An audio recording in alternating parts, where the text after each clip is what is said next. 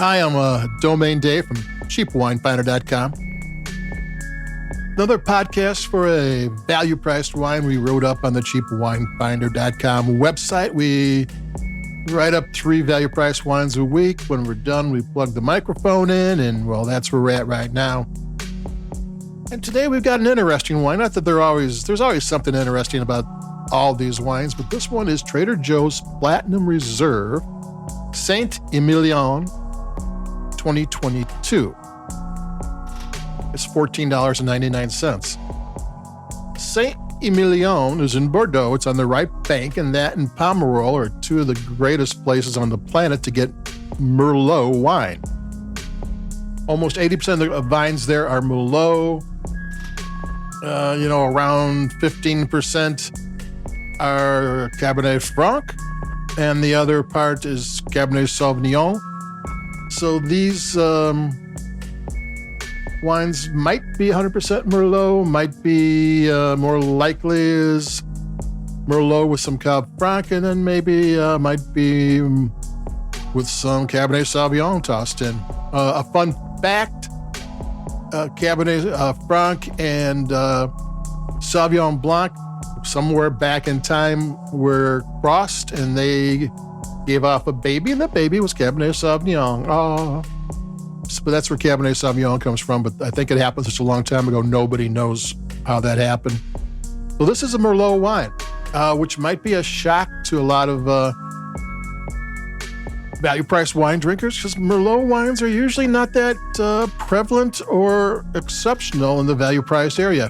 Napa Wine does a bunch of good ones. I mean, there are high-end wineries in California and Washington can really do Merlot. But Saint-Emilion is, Emilion, I should say, is constantly good. This is one of the premier places. And I think one of the reasons why you don't get value-priced wines featuring Merlot, because you do get them in blends, is because they really can't show up to the. I mean, they're not as good as these are, and a lot of winemakers try to do something that's more, something they can really succeed at. So I'm gonna take a sip.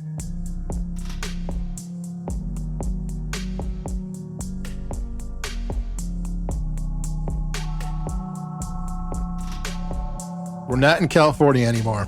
This is a French wine. French wines like to show off their structure. This one has tannins. This one has acidity. Got a really, it's nice, not too tight. It's got fruit, but it's got nice firm grip on the mouthfeel. None of the flavors are going to jump out, but they're going to have some depth of flavors. It's going to have some really interesting, odd flavors, some spices and that type of thing. In California, they try to do flavor first, and especially the value price, and then structure later. They have structure, but they want it to taste good. And this one isn't. This one's way more. Look at me. Look how good I can make wine. That's what they're doing. They're showing you how a proper wine's going to be made. In California, it's New World. This one still has a taste of Old World to it. Now, Saint-Emilion, just when that's what's on the label, that is like the base wines of the region.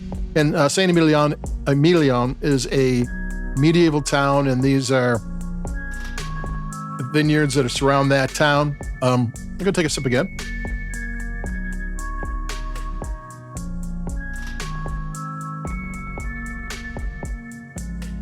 And these tend to be the more affordable ones, but $14.99 is, you usually don't see that. But when you hear about Bordeaux, it's Cru and Grand Cru, and there's different levels of Cru. And these are smaller, very specific vineyards, very specific chateaus. This one's more of a taste of Saint-Emilion. They have they named the company that bottled the wine, which was a French wine business. They sold wine, they did all sorts of things. Since 1897, they also have chateaus. What they did, I don't know, but the back label only says they bottled it, so we don't know who made it, but there isn't like a bad section of Saint-Emilion. And 2022 was a perfectly fine year. There was nothing Now, this isn't like they sold off the bad stuff. This is perfectly good wine. Take another sip, and it isn't.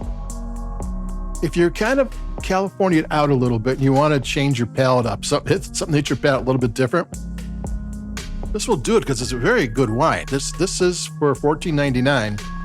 Excellent.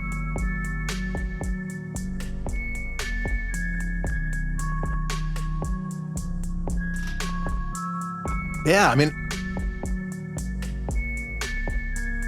yeah, really nice. I mean, it's got structure, it's got length, it's got control. Whoever made it, we don't know, did a nice job. The grapes seem to be great. Merlot is going to be a revelation. You're not used to Merlot. This is tight and dark and juicy, but not too juicy. The alcohol is only 13.5, which even for Bordeaux is kind of light. Everything's 14 nowadays with global warming. This one's nice. This is one of those wines where if you see it in the store, and they actually had that last fall, one of the Grand Crus we were talking about, and I'm not sure what that was. Either my Trader Joe's never had it, or it's sold out before I got to it, which it could be. So that was probably a $20 Saint-Emilion Grand Cru. But this is one of those wines, you see it, buy it. I mean, it doesn't matter if it's going to be your favorite wine. Doesn't matter about, doesn't matter if it's your thing. You need to try one of the best Merlot regions in the world and their wines. I mean, it's just something for your wine education, you need to do. There's only so many $10 Chardonnays and Marble Sauvignon Blancs you can have before you kind of reach your limit on what you want to hear and what you want to know. A little bit of a wine that's out of your price range, but is now in your price range because of Trader Joe's. That's a wine that is a keeper. You just should look out for it and grab.